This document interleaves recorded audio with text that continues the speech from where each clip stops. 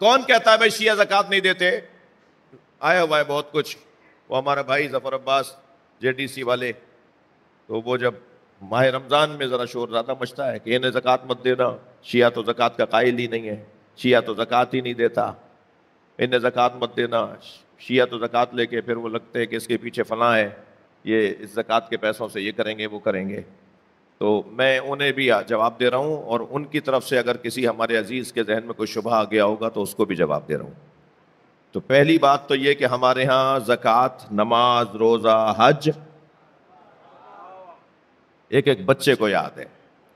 فروعات دین میں چوتھا فرض, چوتھا واجب نماز, روزہ, حج کے بعد زکات. ہمارے یہاں واجبات میں تہ زکات, مگر زکات جو قرآن میں بیان ہوئی ہے زکات, توجہ چاہوں گا, وہ مطلق تزکیہ زکات, مزکا پاک کرنے کے معنی میں.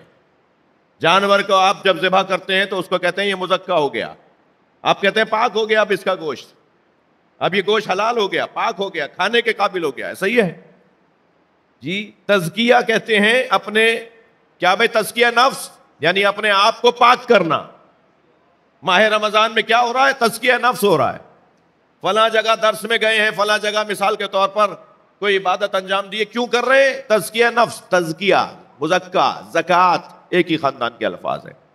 زکات یعنی مال کو پاک بنانا. اب یہ مال کو پاک بنانا واجب ہے 10 چیزوں پر, اور مستحب ہے ہر چیز پر. قرآن مجید میں اقیموا الصلاۃ وآتوا الزکات, اقیموا الصلاۃ وآتوا الزکات, بار بار جو نماز کے ساتھ زکات کا ذکر ہے, وہ زکات ان 10 چیزوں پر نہیں ہے.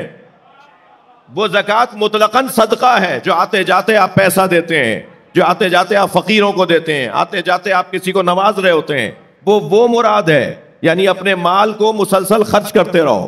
نماز روزانہ پڑھنا واجب ہے, تو روزانہ کم سے کم 10-20 روپے بھی تو نکالو. تمہاری جتنی استطاعت ہے اتنا تو نکالو. وہ مطلق مال کا خرچ کرنا, مطلقاً مال کا خرچ کرنا, اسے زکات کہا جاتا ہے. دلیل دے دوں؟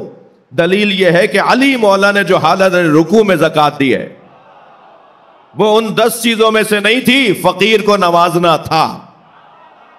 اور قرآن پکار کے کہہ رہا ہے وَهُمْ رَاكِعُونَ. صلوات پڑھیں محمد وآلہ.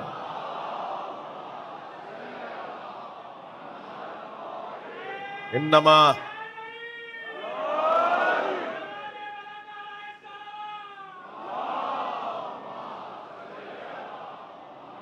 انما ولیکم اللہ ورسولہ والذین آمنوا الذین یقیمون الصلاۃ ویؤتون الزکاۃ وہم راکعون.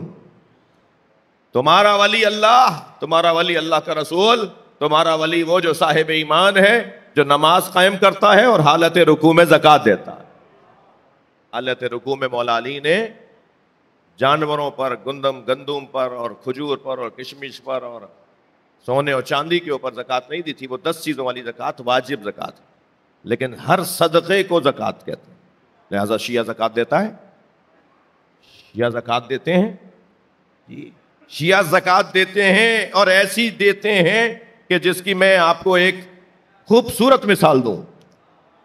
یعنی روزانہ کچھ نہ کچھ نیکی کے کام, مالی نیکی کے کام کر رہے ہوتے ہیں. اس کی ایک خوبصورت مثال, مجھے پاکستان میں کوئی شیعہ یتیم خانہ یا تو ملا نہیں یا کامیاب نہیں ملا. یہ ہماری قوم کی خوبی ہے, یہ ہماری قوم کی خوبی ہے. یا شیعوں میں یتیم خانہ نہیں ہوتا, اور اگر ہوتا ہے تو ناکام ہوتا ہے, اس لیے کہ شیعہ کسی یتیم کو بے سرپرست رہنے نہیں دیتا. عزیز و اقارب ہی پال لیتے ہیں, خاندان قبیلے کے لوگ ہی اس یتیم کی سرپرستی کرتے ہیں. اس سے اچھی مثال زکات کی اور کیا ہوگی؟ صلوات پڑھیں محمد و آل محمد.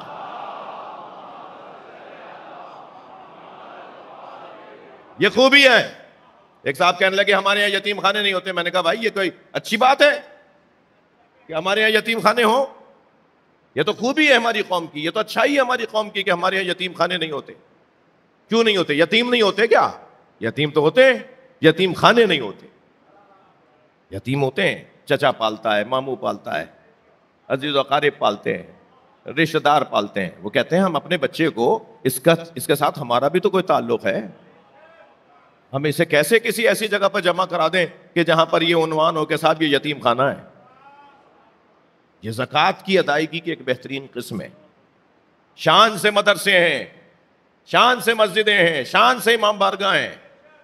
ہمارے ہاں الحمدللہ کوئی 27-28 تو کراچی کے اندر ادارے ہیں جو مساکین اور نادار لوگوں کو تعاون کر رہے ہوتے ہیں، مدد کر رہے ہوتے ہیں. پورے ملک میں صحیح ہے.